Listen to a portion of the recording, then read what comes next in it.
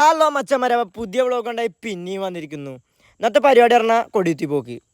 അപ്പോൾ രണ്ടാൾക്ക് 80 റുപ്യ, ഒരാൾക്ക് 40.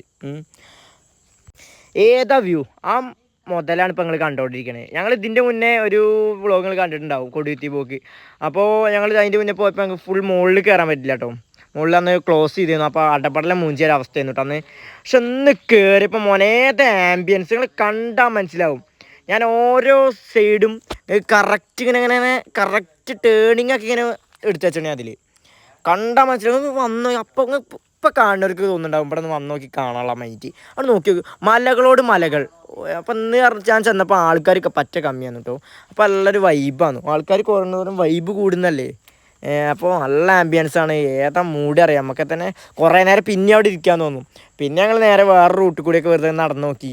നല്ല വൈബാണ്. അവിടെ ഓരോ ആംബിയൻസ് സൈഡുകൾ നോക്കി, ഓരോ ആംഗിളുകൾ അത് കണ്ടാൽ തന്നെ നിങ്ങൾക്ക് മനസ്സിലാവും ഇവിടുത്തെ ഒരു ബ്യൂട്ടി.